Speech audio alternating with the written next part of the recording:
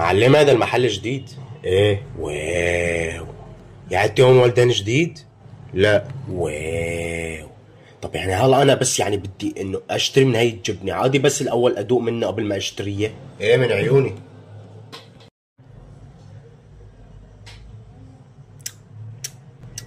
ما بعرف، ما احس طعمتها، ما مبينه ما مبينه، اعطيني اجرب مره تاني.